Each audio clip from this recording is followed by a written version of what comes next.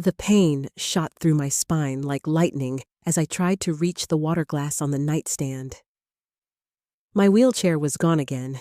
David had moved it just far enough away to keep me trapped on this filthy mattress. The smell of my own unwashed body made me sick, but I was too weak to care anymore. "Please," I whispered to the empty room, my voice barely audible after 3 days without proper food. "Please, someone help me." The house was silent, except for the sound of laughter coming from the kitchen. David and Jessica were having dinner, real dinner, with meat and vegetables I could smell, but would never taste. My stomach cramped with hunger so intense, it felt like someone was twisting a knife in my belly. I closed my eyes and tried to remember what it felt like to be human, to be loved, to matter to someone. That was yesterday. Today, I'm Martha Wilson, 78 years young, sitting on the porch of my cozy little house in Springfield, Missouri, with spring flowers blooming around me and my granddaughter Sarah helping tend the garden. But to understand how I got from that nightmare to this peaceful moment, I need to tell you a story that will break your heart before it heals it. Good afternoon, my dear friends. What you're about to hear isn't easy to tell, but it needs to be heard. It's about how the son I raised with endless love became my captor, how money can turn family into monsters, and how sometimes the darkest moments lead to the most unexpected light. Let me take you back to where it all began, to a time when the world was simpler and love felt eternal. I was born in Bakersfield, California in 1947, the middle child of 5, in a family that had more love than money. My father George worked the cotton fields with hands so rough they felt like tree bark, but gentle enough to braid my hair each morning. My mother Eleanor could stretch $1 until it screamed, making miracles happen in our tiny 3-room house, with nothing but determination and faith. "Martha, darling, help me with the chickens," Mama would call each dawn, her voice carrying across our dusty yard, where peach and apple trees stood like gentle guardians over our simple life. Those were golden days, filled with barefoot races through cotton fields, corn-husk dolls made from scraps, and evening stories by lamplight. We didn't have much, but we had each other. Papa would come home each evening, with dirt under his fingernails and cotton fibers in his hair, but always with a smile for his children. "How was school today, little Martha?" He'd ask, lifting me onto his lap despite his exhaustion. "I learned about faraway places, Papa," I'd tell him, describing the maps and stories from my school books. "Someday you might see those places," he'd say, his eyes twinkling. "The world's bigger than these cotton fields, remember that." But the cotton industry was changing, becoming mechanized and less dependent on field hands like Papa. When hard times hit, Papa's brother wrote from Springfield, Missouri, offering him work at a textile factory. "It'll be steady pay, Eleanor," Papa said that night, thinking we children were asleep. No more worrying about weather or crop prices. The children could have better opportunities in the city. "But George, this is home," Mama replied, her voice thick with tears. "Everything we know is here."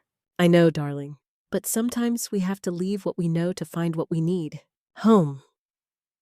Such a simple word that would take on so many different meanings throughout my life.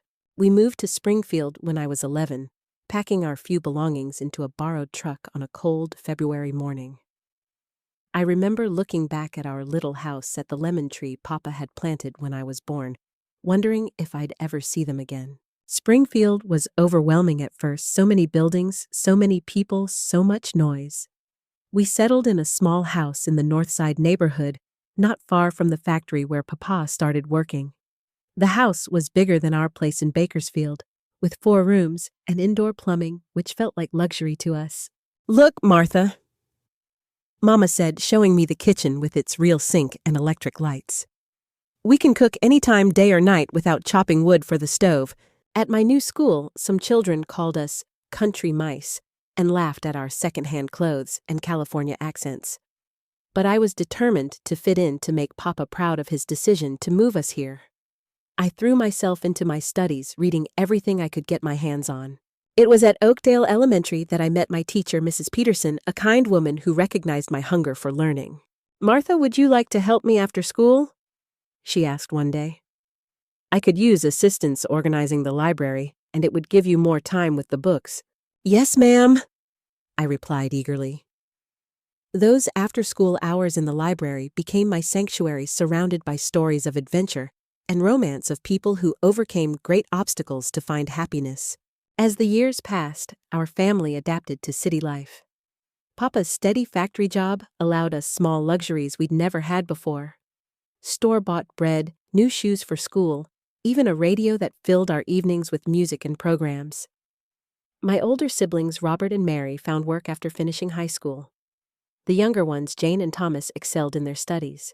But my formal education ended at 15. Despite my love of learning, we needed every dollar we could earn, and I found work at Miller's clothing store downtown. It was there, surrounded by bolts of fabric and the smell of starch, that I met the man who would change my life forever. Robert Miller, Jr. was the owner's son, 5 years older than me, with sandy brown hair and the kindest blue eyes I'd ever seen. He delivered fabrics to seamstresses around town and had a reputation for being honest and hardworking. "You're new here," he said on my second day, setting down a bolt of blue cotton near my station. "Yes, sir. I'm Martha Wilson." "Well, Martha Wilson, welcome to Springfield. I hope you like it here." His smile made my heart flutter in a way I'd never experienced. Over the following weeks, he found excuses to linger at the store, always polite, always respectful, gradually building a friendship that bloomed into something deeper. "Martha, would you like to attend the church social with me on Saturday?"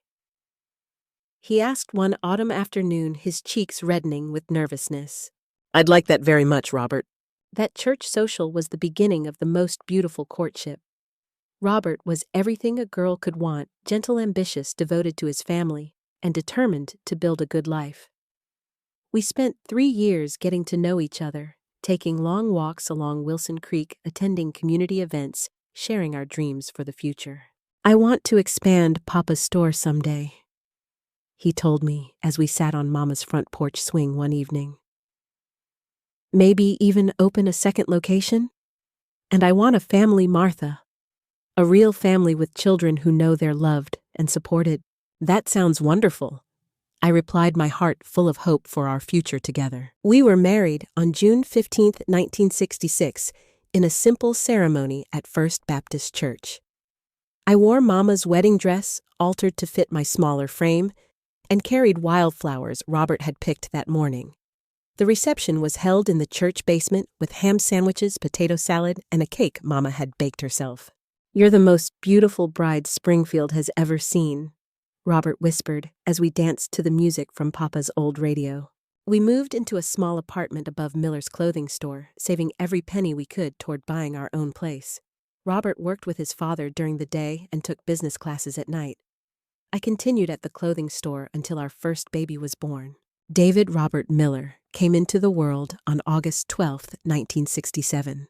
A healthy boy with a lusty cry and his father's determined chin. Holding him for the first time, feeling his tiny fingers wrap around mine, I thought my heart might burst with love.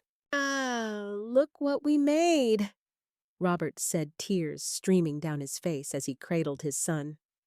"He's perfect, Martha. Absolutely perfect."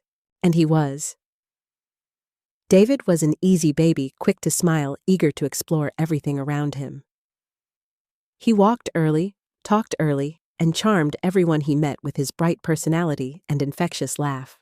"That boy's going to be something special," our neighbor, Mrs. Thompson, predicted when David was 2.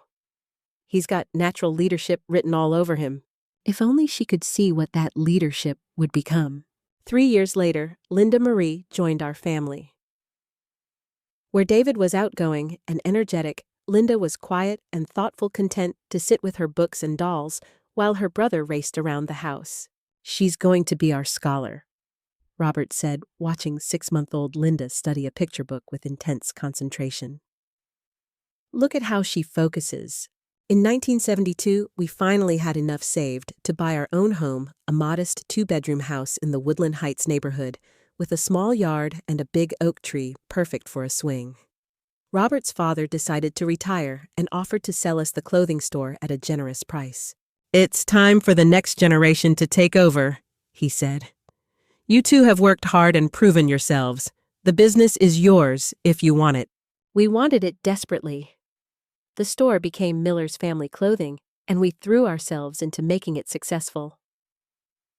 Robert handled the business side, while I managed the daily operations and customer service. David, even as a young child, showed a natural aptitude for commerce. Mama, why don't we put the pretty dresses in the front window?" he asked when he was 7. "People walking by would see them and want to come in." "That's very smart, thinking, David," I told him, ruffling his hair. "You're going to be a fine businessman someday." The store thrived through the 1970s and early 1980s. We expanded our inventory, modernized the displays, and built a loyal customer base. David worked there after school and during summers, learning every aspect of the business. Linda preferred her books and eventually earned a scholarship to Springfield State College, where she studied education. "May I want to teach elementary school," she announced during her sophomore year. "I want to help children love learning the way Mrs. Peterson helped me." Both our children made us proud in different ways. David's head for business was remarkable. By high school, he was suggesting marketing strategies and inventory improvements that actually increased our profits. Linda's compassion and intelligence shone through in everything she did. In 1990, Linda married Jerome Walsh, a bank employee she'd met in college. Their wedding was everything David's father and I had dreamed of, a beautiful ceremony, followed by a reception at the country club, with family and friends celebrating love and new beginnings. "I'm so happy, Mama," Linda whispered as I helped her with her veil. "Jerome is everything I ever wanted in a husband." "He's a good man," I agreed. "He'll take care of you." They moved to St. Louis for Jerome's career, but visited faithfully every few months. In 1993, they blessed us with our first grandchild. Sarah Elizabeth followed 3 years later by Michael Jerome. Those grandchildren brought such joy into our lives, filling our house with laughter and energy during their visits. Meanwhile, David had taken over more and more responsibility at the store. In 1985, we transitioned from clothing to general merchandise, becoming Miller's Market, a small but profitable grocery and sundry store serving our neighborhood. "This is the future, Mama," David explained as we made the transition. "People need groceries every day. Clothing is seasonal, but food is forever." He was right as usual. The market did well, providing us with a comfortable living and a secure retirement fund. David seemed genuinely devoted to the business and to us. He was still unmarried in his 30s, claiming he was too busy building the business to settle down. "There'll be time for family later," he'd say when I hinted about grandchildren. "Right now, I need to focus on making this place really successful."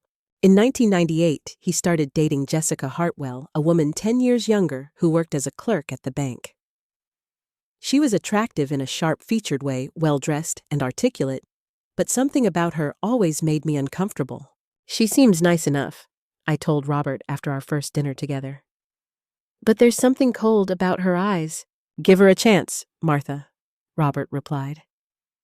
"David's a good judge of character. If he likes her, she must have good qualities we haven't seen yet." I tried to warm up to Jessica, I really did, but she had a way of making subtle cutting remarks disguised as compliments. "What a quaint little house you have, Mrs. Miller," she said during one visit. "It must be nice to live so simply." "We've been very happy here," I replied, sensing the condescension in her tone. "Oh, I'm sure you have. Some people are just easily satisfied." Robert didn't notice these barbs or chose to ignore them. David seemed oblivious, smitten with Jessica's beauty and what he perceived as her sophistication. They moved in together in 2003, though they never married. Now why buy the cow when you can get the milk for free? I overheard Jessica telling a friend on the phone once. The phrase chilled me, though I wasn't sure why. Despite my reservations about Jessica, life was good. The market was thriving, Robert and I were healthy and active, and we had the love of our children and grandchildren. Linda's family visited for holidays and summer vacations. David seemed settled and happy. We talked about traveling, about maybe retiring to a little place in the Ozarks. "We've got maybe 20 good years left," Robert said on our 38th wedding anniversary. "Let's make them count." We never got the chance. The accident happened on October 15th, 2005, a date burned into my memory forever. We'd driven to Branson to visit Robert's cousin and were returning home on a rainy Sunday evening. The weather was terrible, with sheets of rain making visibility nearly impossible. "Robert, maybe we should pull over and wait this out," I suggested as our car crept along Highway 65. "We're almost home, honey," he replied, his hands gripping the steering wheel tightly. "Just a few more miles." Those were among the last words we exchanged. The truck came out of nowhere, sliding sideways across the wet center line in a jackknife skid. Robert yanked the steering wheel hard to the right, trying to avoid the collision, but there wasn't enough time or space. The impact was tremendous, metal crumpling, glass exploding, the world spinning in a chaos of sound and pain. Then nothing. I woke up 3 days later in Springfield Regional Hospital, surrounded by machines and the antiseptic smell of medical equipment. David was sitting beside my bed, his face haggard with grief and exhaustion. "Mama," he said softly, noticing my eyes were open. "Thank God. We weren't sure. The doctor said—" "Robert," I whispered, though part of me already knew. David's face crumpled. "I'm so sorry, Mama. Daddy didn't make it. He died on impact. He didn't suffer."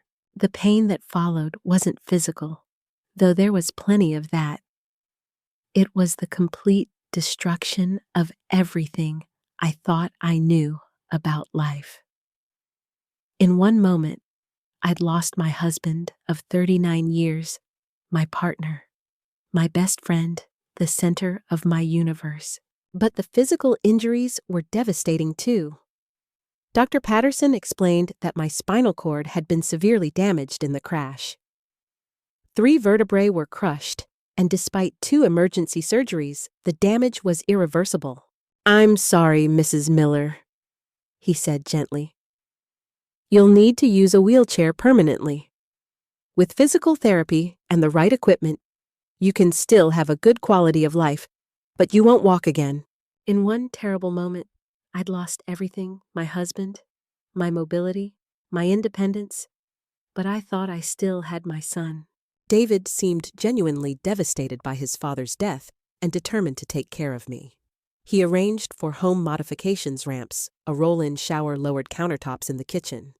He hired Amy Morrison, a sweet young woman who specialized in caring for wheelchair-bound patients. "Don't worry about anything, Mama," he told me as we prepared to leave the hospital. "I'll handle the market, take care of the house, make sure you have everything you need. We'll get through this together." Amy was wonderful, patient, cheerful, and skilled at helping me adapt to my new reality. She taught me exercises to maintain upper body strength, showed me techniques for transferring from bed to wheelchair, and encouraged me to maintain as much independence as possible. "You're doing great, Mrs. Miller," she'd say during my morning routine.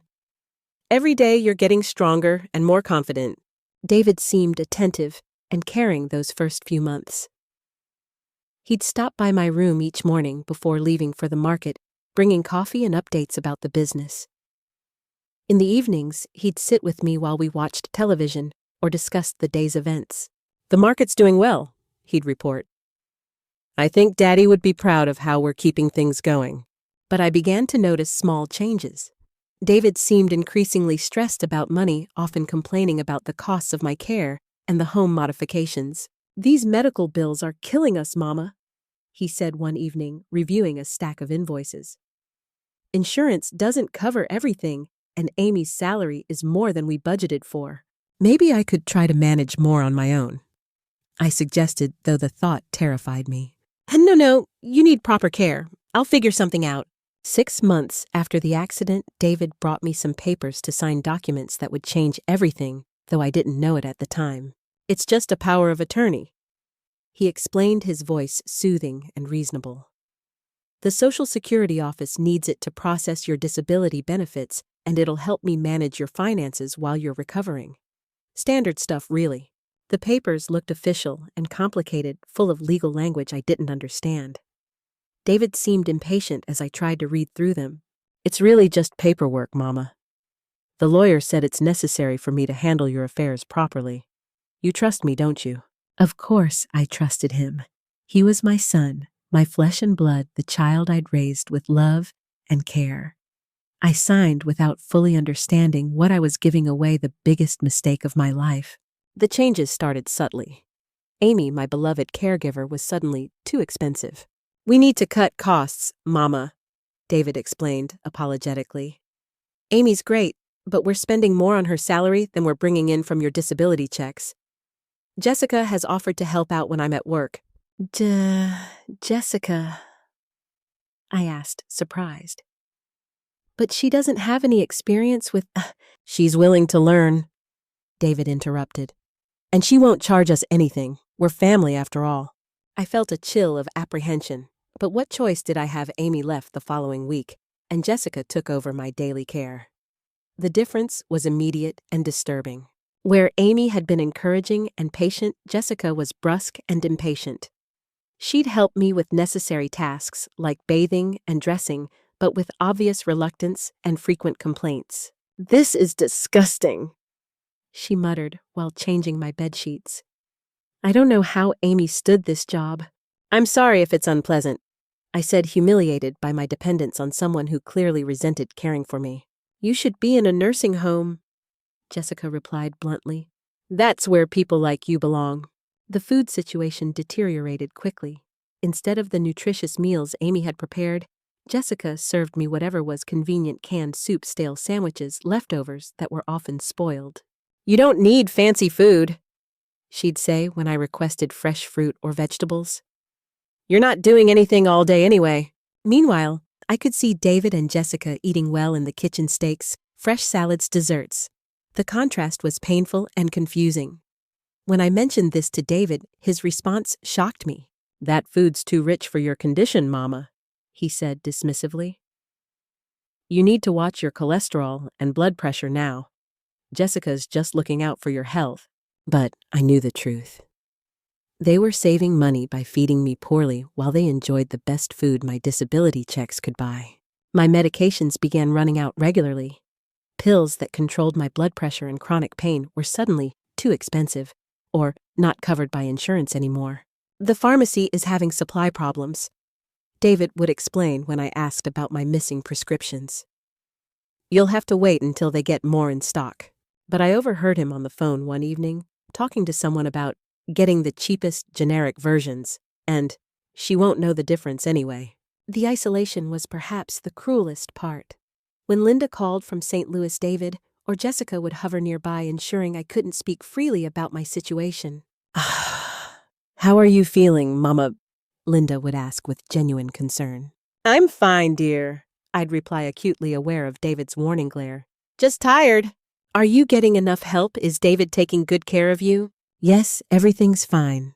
I'd lie, my heart breaking with the need to tell her the truth. When neighbors tried to visit, there was always an excuse. David became expert at turning people away. "She's sleeping." "She's having a bad day with her pain. The doctor said she needs complete rest today." Mrs. Harris, the elderly woman who lived 2 houses down, was particularly persistent. She'd known Robert and me for years and genuinely cared about my welfare. "I just want to check on Martha," she'd tell David when he met her at the door. "I brought some cookies I baked." "That's very kind, Mrs. Harris, but Mama's not up for visitors today. Maybe next week." But next week brought the same excuse, and the week after that. Gradually, people stopped trying to visit. David spread rumors around the neighborhood that I'd developed mental problems after the accident, that I was confused, and sometimes said things that weren't true. "She's not the same person she used to be," I heard him telling a neighbor. "The trauma affected her mind. Sometimes she imagines things that didn't happen." This was calculated and cruel, preparing people to dismiss anything I might say if I ever managed to call for help. Only Mrs. Harris refused to give up completely.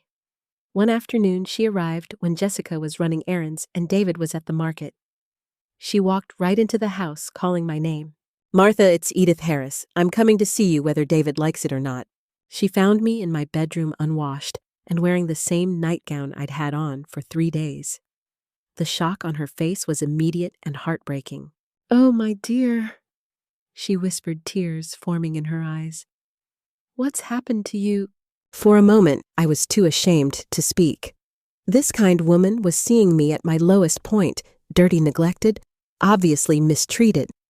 But her gentle concern broke through my barriers. "Help me," I whispered urgently, glancing toward the door. "Please, Mrs. Harris, they're taking my money. They're not feeding me properly. I'm so hungry all the time, and they won't let me call Linda." Mrs. Harris leaned closer, her expression shifting from shock to determination. "Tell me everything quickly." I spoke as fast as I could, explaining about the power of attorney, the missing medications, the isolation, the verbal abuse. Mrs. Harris listened intently, her face growing angrier with each revelation. "This is unconscionable," she said. "I'm calling the police right now." But before she could reach for her phone, we heard Jessica's car in the driveway. Mrs. Harris straightened up, and I tried to compose myself as footsteps approached the bedroom. What's going on here?" Jessica's voice was sharp with suspicion as she appeared in the doorway. "I was just visiting with Martha," Mrs. Harris replied calmly. "We were talking about the weather. Visiting hours are over," Jessica said rudely. "Martha needs her rest. I'll leave when I'm ready," Mrs. Harris replied with dignity. But I could see the fear in her eyes. She was nearly 80 herself and no match for Jessica's aggressive hostility. After Mrs. Harris left, Jessica confronted me with cold fury. "What did you tell that old busybody?" "Nothing," I lied. "We just talked about normal things." "You better not be spreading lies about us," Jessica warned, "because if you are, you'll be sorry. Very sorry." The next week, when Mrs. Harris tried to visit again, David met her at the door with a prepared story. "I'm sorry, Mrs. Harris, but Mama's developed some mental confusion since the accident. The doctor says visits from people outside the immediate family are too stimulating for her right now. She gets agitated and says things that aren't true." "That's not what I saw," Mrs. Harris replied firmly. "Martha seemed perfectly lucid to me." "With all due respect, ma'am, you're not a medical professional. My mother needs specialized care that only family can provide." I later learned that Mrs. Harris had indeed tried to call the police after that visit, but David had gotten to them first. When officers arrived to check on me, David was prepared with his story about my mental confusion and had documentation from a doctor, though I later discovered he'd lied to the physician about my symptoms. "You can see she's well cared for," David told the officers, gesturing around the clean living room while I remained hidden in my bedroom. "Sometimes elderly people with brain injuries from accidents develop paranoid delusions. It's very sad, but we're doing our best to care for her at home." The officers left without ever speaking to me directly. Mrs. Harris was warned that making false reports was a serious matter and that she should reconsider her assumptions about my care. The physical neglect grew worse after that incident. Baths became weekly events, then less frequent. My clothes went unwashed until they stank. The wheelchair was deliberately kept just out of reach, supposedly for my safety, but really to keep me dependent and trapped. "You could fall trying to get into it yourself," David would say with false concern. "We can't risk another accident." But I knew the truth. The wheelchair represented independence, mobility, the possibility of escaping or calling for help. By keeping it away from me, they ensured my complete helplessness. The verbal abuse became more frequent and vicious, especially when David had been drinking, which was happening more often. "Look what I'm stuck with," he'd say to Jessica, as if I couldn't hear. "A useless old woman who can't even take care of herself. I should have put her in a state nursing home the day she got out of the hospital. At least then we wouldn't have to smell her all the time," Jessica would reply, and they'd both laugh. These conversations were calculated cruelty designed to break my spirit and reinforce my helplessness. They wanted me to know that I was nothing more than a burden, that my continued existence was an inconvenience they tolerated only for financial gain. The cruelest blow came when I discovered what had really happened to our family's market, the business Robert and I had built together over decades. I found the paper purely by accident. It had fallen from David's pocket, and slid under my bed during one of his visits to my room. It was a sales receipt, and the amount made my blood run cold. He'd sold Miller's Market for over $300,000, nearly 3 times what he'd told me it was worth. When I confronted him with the document, the mask finally came off completely. "Where did you get this?" he demanded, snatching the paper from my trembling hands. "It fell from your pocket." "David, why didn't you tell me the market sold for so much money? That was my business too. My inheritance from your father." His face twisted with an expression I'd never seen before, pure, undisguised greed mixed with contempt. "You don't own anything anymore, understand?" he snarled, leaning close enough that I could smell alcohol on his breath. "That business was mine. I'm the one who made it successful. I'm the one who turned it from a failing clothing store into a profitable market." "But David, your father and I—" "Your father is dead," he shouted. "And you're nothing but a burden I'm stuck with. Your disability checks barely cover your medications, and I have to make up the difference out of my own pocket." "That's not true. My Social Security should be enough to—" "Don't you dare tell me what's true!" He grabbed my shoulders, his fingers digging painfully into my flesh. "If it wasn't for me, you'd be rotting in some state nursing home right now, tied to a bed and forgotten. You should be grateful I still give you a roof over your head." I stared at this stranger who wore my son's face and felt my heart break all over again. This wasn't grief or stress talking. This was who he really was, and I'd been too blind to see it. The psychological torment intensified after that confrontation. David and Jessica made no effort to hide their contempt anymore. They'd discuss my burden, openly speculating about how much longer I might live and what they'd do with their money when I was gone. "She's tougher than she looks," Jessica observed one evening, not caring that I could hear from my bedroom. "These old ladies sometimes hang on for years." "Not if she doesn't start taking better care of herself," David replied meaningfully. "Accidents happen especially to people who don't follow their medication schedules properly." The threat was clear, though carefully worded. They wanted me gone, and they weren't above helping nature along if necessary. My physical health deteriorated rapidly under these conditions. I developed bed sores that went untreated until they became infected and started to smell. I lost weight until my clothes hung on me like empty sacks. My hair grew matted and dirty, my fingernails long and jagged. The worst moment came during the winter of 2008. I'd been rationing my blood pressure medication, taking half doses to make it last longer, when my chest began feeling tight and my left arm went numb. "David."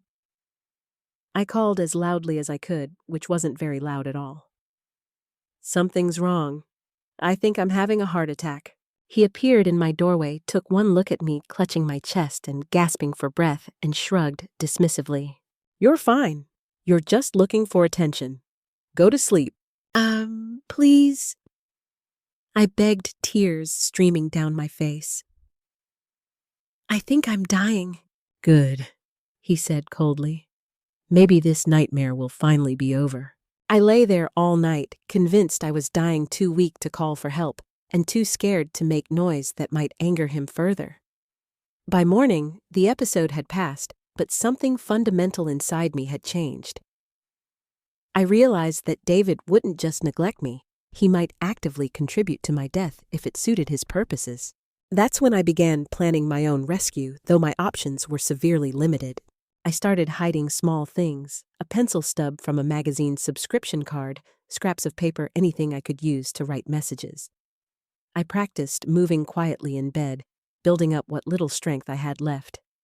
I memorized phone numbers and addresses from memory, repeating them silently to keep my mind sharp. If I ever got one chance to call for help, I had to be ready.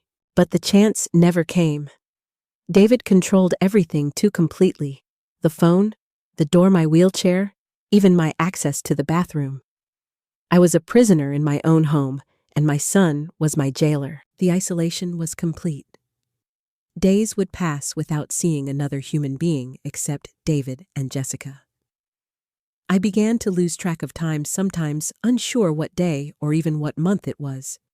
I had conversations with Robert in my mind, telling him about my day, asking for his advice, begging him to come get me. "I don't know how much longer I can do this," I'd whisper to his photograph on my nightstand. "I'm getting so weak, and they hate me so much. Maybe it would be better if I just gave up." But something, perhaps faith, perhaps stubbornness, perhaps the faint hope that Linda might eventually discover the truth, kept me holding on. The turning point came on March 15, 2009, exactly 3 years and 5 months after Robert's death. I was lying in bed, weaker than I'd ever been, drifting in and out of consciousness, when I heard car doors slamming outside. David was at the market, and Jessica had gone shopping. Through my grimy window, I saw a familiar silver sedan in the driveway. My heart began to pound with a mixture of hope and terror. "Linda." Hello, anyone home?" I heard her voice calling from the front porch. Then Jessica's sharp tone as she returned from her errands. "Linda, what a surprise. David didn't mention you were coming." "I didn't tell him," Linda replied, and I could hear the steel in her voice. "I've been trying to call for weeks, but someone always says Mama's sleeping or indisposed. I decided to come see for myself." "This really isn't a good time," Jessica said, her voice taking on that false sweetness she used when she wanted to manipulate someone. "Your mother's been having some health issues lately. The doctor said she needs complete rest." "What kind of health issues?" Linda's voice was sharp with concern and suspicion. "Oh, just the usual things that come with age and her condition. She gets confused, sometimes says things that don't make sense. David and I thought it was better not to worry you unnecessarily." "I'll be the judge of what worries me unnecessarily," Linda said firmly. "She's my mother, and I'm going to see her right now." "I really don't think—" "I don't care what you think, Jessica. Move aside." I heard footsteps in the hallway growing closer to my room. My heart was pounding so hard, I thought it might burst. After 3 years of isolation and abuse, my daughter was finally here. The bedroom door opened, and Linda stepped inside with my granddaughter Sarah behind her. Sarah was 19 now, a young woman I barely recognized, but her gasp of horror told me everything I needed to know about my appearance. "Oh my God!" Linda whispered, her hand flying to her mouth. "Mama, what have they done to you?" I must have looked like a skeleton, gray-skinned, hollow-eyed, lying in soiled sheets that hadn't been changed in over a week. The smell in the room was overwhelming, a mixture of unwashed body-infected bed sores and general neglect. "Linda," I whispered, hardly daring to believe she was real. "I'm here, Mama. I'm here." That's when the dam burst. 3 years and 5 months of pain and fear and humiliation poured out in broken sobs. I cried like a lost child, unable to speak for several minutes, while Linda and Sarah stood frozen in shock at my condition. Sarah was the first to move, kneeling beside my bed and taking my skeletal hand in both of hers. "Grandma, we're going to get you out of here," she said with fierce determination that reminded me of her mother at that age. "Right now. Today." Linda was already on her phone calling 911 and then her husband Jerome in St. Louis. When she hung up, she looked at me with a mixture of rage and heartbreak I'd never seen before. "Tell me everything, Mama," she said, sitting on the edge of my bed. "Everything that's been happening here." The words came flooding out, 3 years of stored-up truth that I'd been forbidden to speak. I told her about the power of attorney signed under false pretenses, about my Social Security money being diverted, about the market being sold without my real consent. I described the inadequate food, the rationed medications, the verbal abuse, the deliberate isolation. "He moved my wheelchair away so I can't reach it." I explained, my voice getting stronger with each revelation. "Jessica says I belong in a nursing home. They talk about me like I'm already dead, like they're just waiting for me to die so they can have all the money." Linda listened to everything in silence, tears streaming down her face. Sarah held my hand throughout, occasionally making small sounds of outrage, at particularly cruel details. When I finished speaking, Linda stood up with a determination I'd never seen before. "This ends today, Mama," she said firmly. "I promise you this ends right now." Jessica tried to interfere when the paramedics arrived, claiming I was too fragile to be moved and that I didn't understand what was happening. "Step aside," Linda told her with quiet authority. "You've done enough damage." "You don't understand the situation," Jessica protested. "Your mother needs specialized care The only thing my mother needs is to get away from you and my brother," Linda interrupted. "Permanently." The police arrived within minutes. Officers Sullivan and Martinez, who documented everything with professional thoroughness. Officer Sullivan, a woman with kind eyes and a no-nonsense attitude, sat beside my bed and took my statement patiently. "Mrs. Miller, you're safe now," she assured me as I struggled to tell my story coherently. "We're going to make sure you get the care you need and that those responsible are held accountable." When David returned from the market and found police cars in his driveway, his performance was worthy of an Academy Award. "Officers, thank God you're here," he said, his voice full of false concern and confusion. "Has something happened to my mother? Is she all right?" "Sir, we're investigating allegations of elder abuse and financial exploitation," Officer Martinez replied professionally. David's expression shifted through surprise, confusion, and righteous indignation in quick succession. "Elder abuse. That's ridiculous. I've sacrificed everything to take care of her. Ask any neighbor, they'll tell you how devoted I've been since her accident." "Well, we have documented evidence that suggests otherwise," Officer Sullivan said, consulting her notebook. "Severe malnutrition, infected bedsores, unsanitary living conditions, and irregularities in the management of her finances. My mother has been having some mental health issues since her accident," David said, his voice taking on a patient, reasonable tone. "She sometimes imagines things that aren't true. It's very sad, but we've been doing our best to care for her at home instead of putting her in an institution." But it was too late for his lies. The evidence was overwhelming, visible in my emaciated body, in the unsanitary room, in the financial records that showed massive discrepancies between my income and the money spent on my care. And most importantly, there were witnesses now. Not just Linda and Sarah, but medical professionals who would document my condition, police officers who had seen the evidence firsthand, and eventually a whole system of people who would ensure I was protected. "Sir, you need to come with us for questioning," Officer Sullivan said firmly. This is outrageous." David exploded, his calm mask finally slipping completely. "I've done nothing but take care of an ungrateful old woman who doesn't appreciate anything I've sacrificed for her." "David Miller, you're under arrest for elder abuse and financial exploitation," Officer Martinez said, producing handcuffs. The look on David's face as they led him away was something I'll never forget, not remorse or shame, but pure rage at being caught. Even in that moment, he wasn't sorry for what he'd done to me.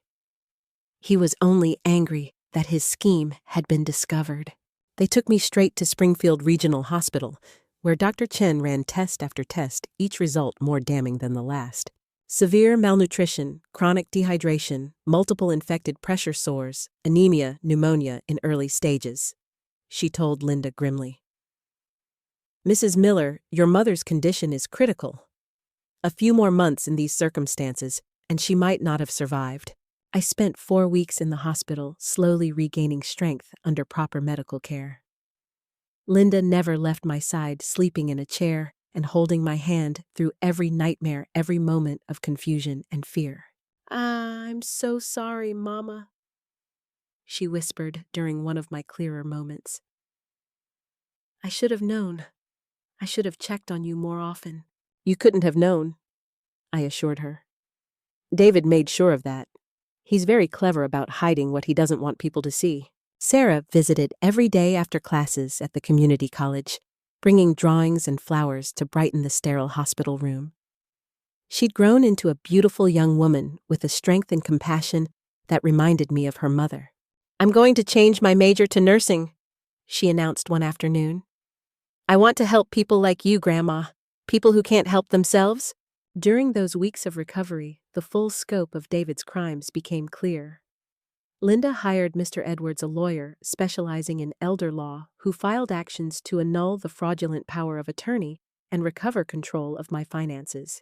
The investigation revealed that David had stolen over $300,000 from the sale of the market, plus 36 months of Social Security benefits, totaling nearly $50,000. He'd used this money to buy a new car, renovate the house, and maintain a comfortable lifestyle, while I lived in conditions that barely qualified as human. But the most shocking discovery came from Mrs. Harris, who finally felt safe enough to tell the truth. "I tried to call the police 2 years ago," she told the investigators, tears streaming down her elderly face. "But David threatened me. He said if I caused trouble, he'd make sure Martha was sent away where I'd never see her again. He said I was just a confused old woman and no one would believe me over him." The revelation that Mrs. Harris had tried to help me years earlier was both heartbreaking and infuriating. If her initial report had been taken seriously, I might have been spared 2 additional years of suffering. The twist that shattered my heart completely came during the criminal proceedings. David's defense attorney, trying to minimize his client's culpability, revealed the full extent of his planning. "Your Honor, my client was under tremendous financial pressure caring for his disabled mother," the lawyer argued. "He may have made some poor decisions, but he was trying to plan for her long-term care needs." The prosecutor's response was devastating. Planning for her care, Mr. Miller was planning to commit his mother to the cheapest nursing home he could find and keep all her money for himself. "We have documentation showing he'd already contacted 3 facilities and was preparing to declare her mentally incompetent to facilitate the commitment." Linda gasped audibly when she heard this. Sarah squeezed my hand so tightly it hurt. Even after everything I hadn't imagined, David's cruelty ran that deep. He was essentially waiting for his mother to die. The prosecutor continued. "And if she hadn't died quickly enough, he was prepared to make her disappear into the state care system where she would have been forgotten and abandoned." The judge was not merciful when it came time for sentencing. "Mr. Miller, you systematically abused and exploited your own mother, a vulnerable elderly woman who trusted you completely. You stole her money, neglected her health, isolated her from anyone who might have helped her, and planned to abandon her in an institution while you enjoyed the fruits of your theft. This court sentences you to 5 years in prison with restitution of all stolen funds, plus damages for pain and suffering." David finally showed real emotion, then not remorse, but fury at being held accountable for his actions. "She's not going to live forever anyway," he shouted as they led him away in chains. "I was just securing my inheritance. Everything I did was for the family." Those words echoed in the courtroom like a gunshot. My son, the baby I'd nursed through countless illnesses, the child I'd taught to ride a bicycle, the young man I'd been so proud of, saw me as nothing more than an obstacle between him and money. Jessica disappeared the day after David's arrest, leaving town without a trace. I later learned through the investigation that she had a history of targeting vulnerable families, identifying elderly people with assets, and helping manipulate them. She was a professional predator, and my son had been her willing accomplice. The recovery process was long and difficult, involving not just physical healing, but emotional and psychological reconstruction. How do you rebuild trust when your own child has betrayed you so completely? How do you find hope when the person who should have protected you was the source of your greatest suffering? Dr. Monroe, the therapist Linda found for me, helped me understand that David's actions were not a reflection of my failures as a mother. "Some people choose evil," she told me during one of our early sessions. "No amount of love or good parenting can change that if they don't want to change. Your son made his choices as an adult, and those choices say nothing about your worth as a person or as a mother." With the money recovered through the legal proceedings, we were able to buy a small, wheelchair-accessible house in a different part of Springfield, far from the scene of my imprisonment. Linda took a 6-month leave of absence from her teaching job in St. Louis to help me adjust to independent living again. The house was perfect for my needs, single story with wide doorways, an accessible bathroom, and a kitchen designed for wheelchair use. Most importantly, it was mine. After years of being trapped and controlled, having my own space felt like the greatest luxury imaginable. "This is your fresh start, Mama," Linda said as we arranged furniture in the living room. "No one will ever control your life again." We hired Mrs. Jenkins, a professional caregiver, who came during the day to help with tasks I couldn't manage alone. Unlike Jessica, Mrs. Jenkins was kind, professional, and respectful of my dignity and independence. "My job is to help you live your best life," she explained on her first day. "That means doing what you can't do for yourself, but also making sure you keep doing everything you can do.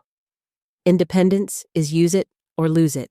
Slowly, carefully, I began to rebuild not just my physical strength, but my sense of self-worth. I learned to cook simple meals from my wheelchair, discovered I could manage most of my personal care independently, and even started a small garden and raised beds that Sarah helped me install. But the most important part of my recovery was finding my voice again, literally and figuratively. My first public speaking engagement was at a community center support group for abuse survivors.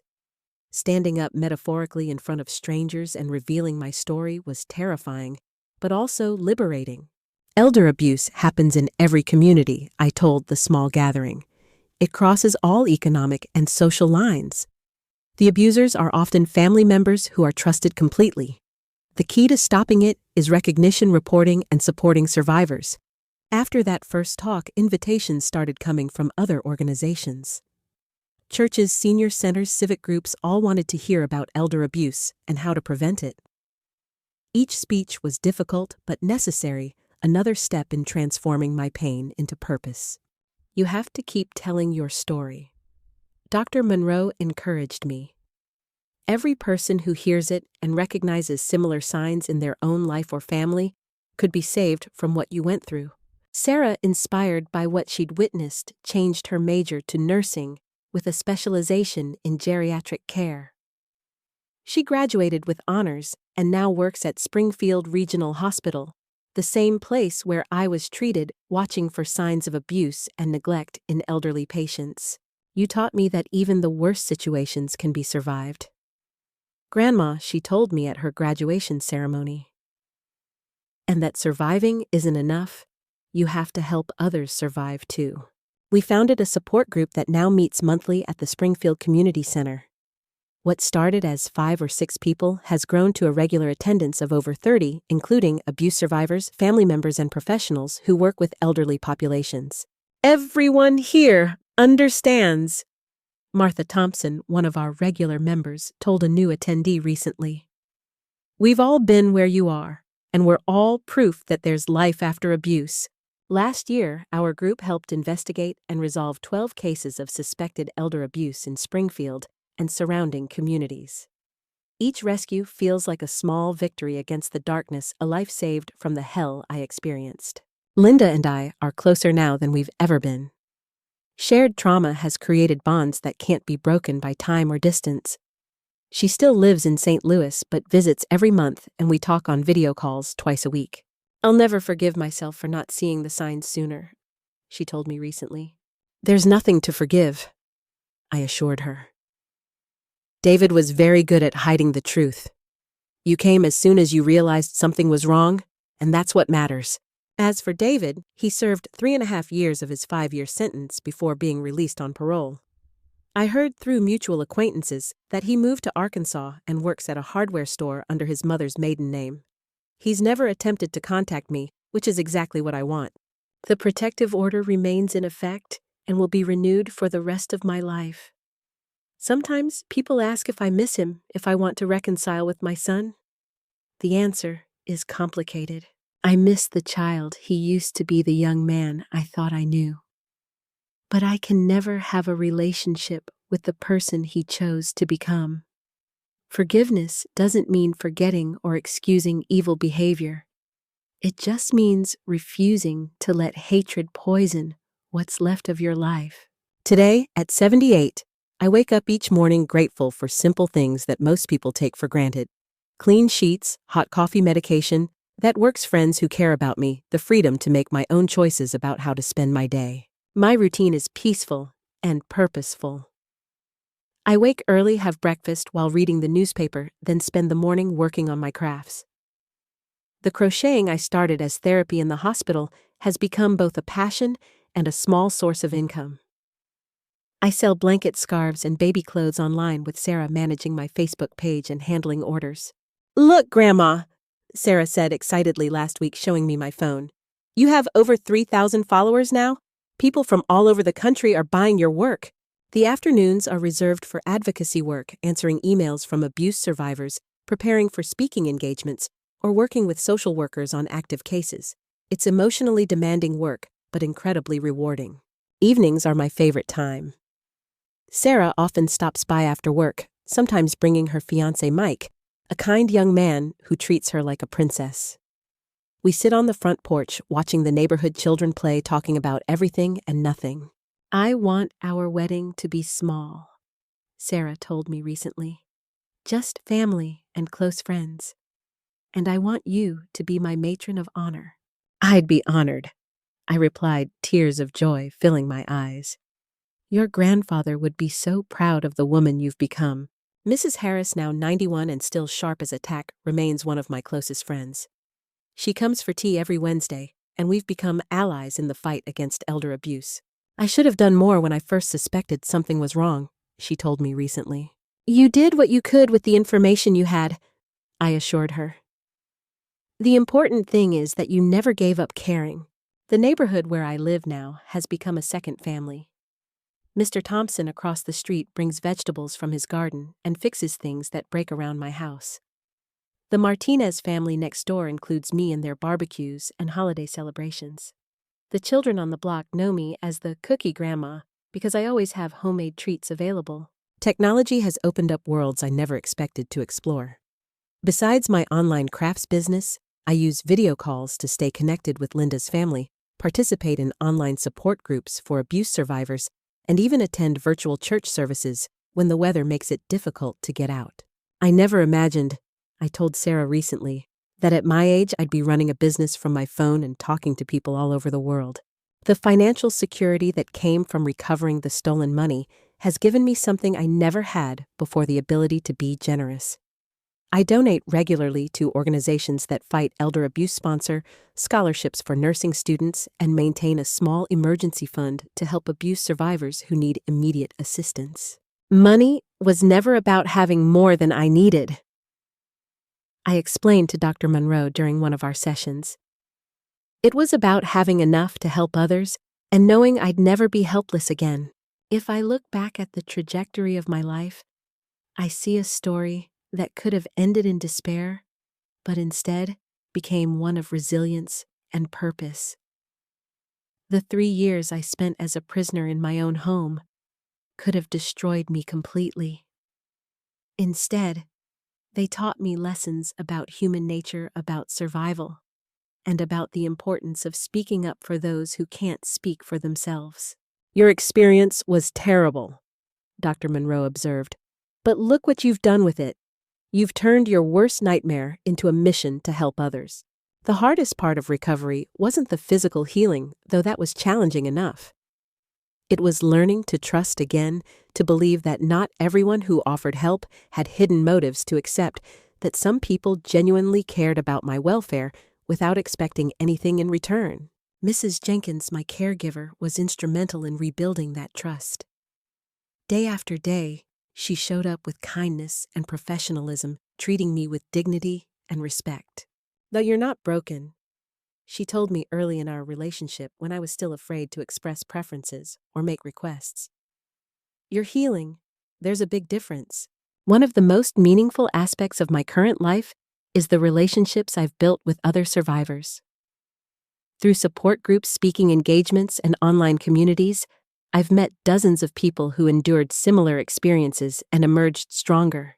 "We understand each other in ways that other people can't," explained Robert Patterson, a 74-year-old man whose daughter had stolen his retirement savings. "We know what it's like to be betrayed by the people who should love us most." The support group has become like a family to me. We celebrate each other's victories, a successful legal case, a family reconciliation, a health milestone. We comfort each other through setbacks and challenges. Most importantly, we remind each other that survival is possible and meaningful. Education has become a passion of mine in these later years. I read voraciously about elder law abuse prevention and advocacy strategies. Sarah often jokes that I could probably pass the bar exam at this point, given how much I've learned about legal protections for elderly people. Knowledge is power. I tell the people I mentor. The more you understand about your rights and resources, the harder it becomes for someone to take advantage of you. I've also become something of a technology enthusiast despite starting from zero knowledge at age 75. Sarah taught me to use social media not just for business, but for advocacy. I maintain a blog about elder abuse prevention and recovery, contribute to online forums, and participate in webinars for professionals who work with elderly populations. Grandma, you have more followers on Instagram than I do, Sarah marveled recently. You're like an influencer for senior citizens. The irony isn't lost on me that the isolation David used as a weapon against me has been transformed into connection with people around the world. The silence he forced on me has become a voice that reaches thousands of people through speaking engagements, written articles, and online content. Physical fitness has become surprisingly important in my recovery. Working with a physical therapist, I've built upper body strength I never had before my accident. I can transfer myself from wheelchair to bedcar or chair without assistance. I've learned to navigate curbs, handle my wheelchair in various terrains, and even do some adaptive gardening. Independence isn't just about what you can do, my therapist Maria explained. It's about knowing you have choices and the ability to make them. The small garden behind my house has become a source of tremendous joy. With raised beds and adaptive tools, I grow tomatoes, peppers, herbs, and flowers. The physical act of nurturing growing things feels like a metaphor for my own recovery, taking something small and vulnerable and helping it flourish. Your garden is beautiful. Visitors often comment, and I always reply, it should be. I know what it's like to need careful tending. Travel has become possible again, though I never thought it would be. With proper planning and accessible accommodations, I've visited Linda's family in St. Louis, attended conferences on elder abuse prevention, and even taken a cruise with Sarah and her fiancé. The world is bigger than Springfield, Missouri, I told Dr. Monroe after my first post-recovery trip. I'd forgotten how good it feels to see new places and meet new people. One of the most rewarding aspects of my advocacy work is training professionals who work with elderly populations. Police officers, social workers, healthcare providers, and legal professionals attend workshops where I share not just my story, but practical advice about recognizing and responding to elder abuse. The signs aren't always obvious, I tell these audiences. Abusers are often charming and convincing.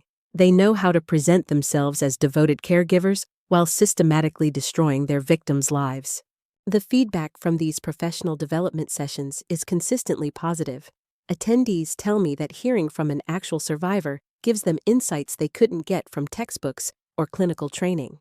You've changed how I approach elder abuse cases, a social worker told me recently. I'm more persistent now, more willing to look deeper when something doesn't feel right. Legal reform has become another area of interest for me. Working with Mr. Edwards and other elder law attorneys, I've testified before the state legislature about the need for stronger protections and more severe penalties for elder abuse. Current laws don't adequately address the sophisticated nature of modern elder abuse, I told the legislative committee.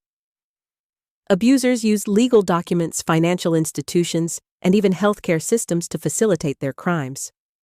Our laws need to catch up to these realities. Some of the legislation we've advocated for has been passed, including stricter oversight of powers of attorney, enhanced penalties for financial exploitation, and better training requirements for professionals who work with elderly people. The spiritual dimension of my recovery has been profound, though not always easy.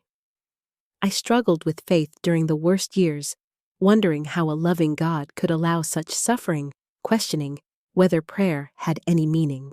I felt abandoned by God, I told Reverend Williams during one of our conversations.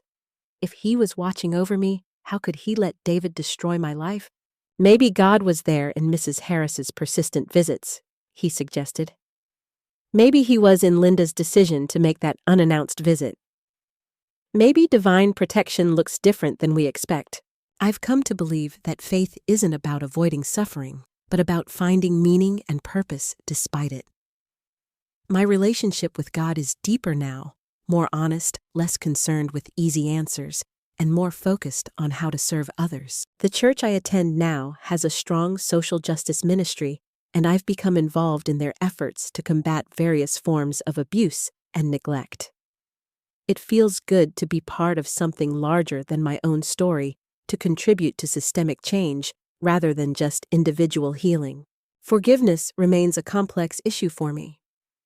People often ask if I've forgiven David, and the honest answer is that it's an ongoing process rather than a one-time decision. I forgive the little boy I raised, I explained to a support group recently. I forgive the young man who seemed to love me. But I cannot and will not forgive the choices he made as an adult to abuse and exploit me. Forgiveness doesn't mean excusing evil behavior. Dr. Monroe helped me understand that forgiveness is primarily for my own benefit, not David's. Carrying hatred and resentment only continued to give him power over my life. Choosing to focus on healing and purpose instead of revenge has been liberating. Forgiveness is about freeing yourself from the prison of anger, she explained. It doesn't mean forgetting or reconciling. It means choosing not to let the person who hurt you continue to control your emotional life. The relationship with my extended family has been complicated by David's crimes. Some relatives initially believed his version of events, finding it hard to accept that someone they'd known since childhood could be capable of such systematic cruelty. David was always such a charming boy, my cousin Helen said when the story first came out. Are you sure you're not exaggerating what happened? But as the evidence mounted medical records, financial documents, police reports, even the skeptics had to acknowledge the truth. Some family members have rallied around me with support and love. Others remain distant, perhaps uncomfortable with the reality of what happened, or uncertain how to relate to me now. Family isn't just about blood. I've learned. It's about who shows up when you need them most. Legacy has become important to me in ways I never expected. Not just leaving money or property to my descendants, but creating something meaningful that will outlast my physical presence. The support group we founded will continue after I'm gone, with younger survivors taking over leadership roles. The scholarship fund I established will help nursing students for decades to come. The awareness raised through my speaking and writing will hopefully prevent other families from experiencing what mine did. You've turned your pain into purpose, Sarah observed recently. That's the most beautiful legacy anyone could leave. The perspective that comes with age and experience has taught me that happiness isn't about avoiding hardship. It's about finding meaning despite it. My life hasn't been easy, but it has been significant.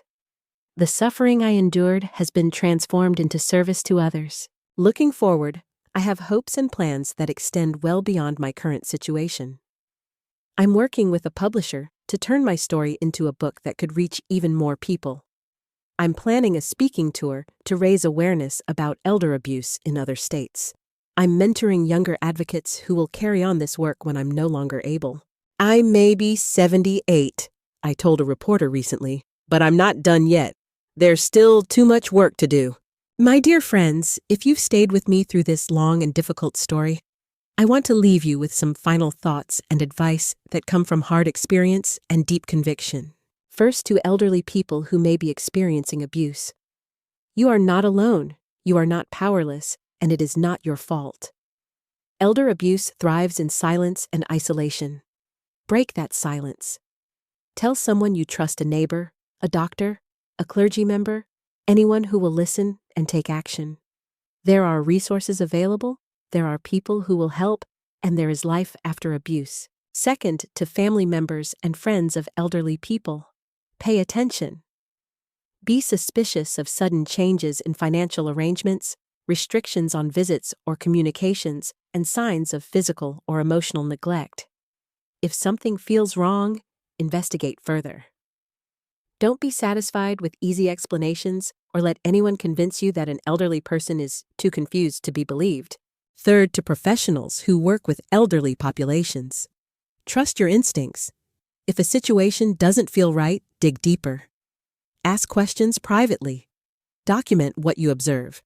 Remember that abusers can be charming and convincing, while victims may be too frightened or ashamed to speak up immediately. Finally, to everyone, elder abuse is not just a family problem or a personal tragedy. It's a social issue that requires community response. Support organizations that fight elder abuse. Advocate for stronger laws and better enforcement. Volunteer with programs that serve elderly people. Create communities where aging with dignity is possible for everyone. The statistics are sobering. 1 in 10 Americans aged 60 and older has experienced some form of elder abuse. But behind every statistic is a human being, with a story with dignity, with the right to safety and respect. My story could have ended in that filthy room, forgotten and abandoned. Instead, it became a testimony to the resilience of the human spirit and the power of speaking truth in the face of evil. That transformation didn't happen automatically. It required conscious choices, hard work, professional help, and the support of people who believed in my worth and potential. If you are surviving abuse, know that recovery is possible. If you suspect someone is being abused, take action. If you work with elderly people, be vigilant and compassionate. If you are simply a caring human being, remember that we all age, and the way we treat our elders reflects our values as a society. Thank you for listening to my story. Thank you for caring about an old lady you may never meet in person. And thank you for helping to ensure that no one else has to suffer in silence as I did. Together, we can create a world where growing old doesn't mean becoming vulnerable to those who should protect us. Together, we can transform darkness into light, suffering into service and silence, into a voice that demands justice and dignity for all. Remember, your story isn't over until you say it is. It's never too late to start again, to find purpose, to make a difference. And sometimes the most beautiful chapters of our lives come after the most painful ones. God bless you all, and thank you for helping me turn my worst nightmare into my greatest purpose.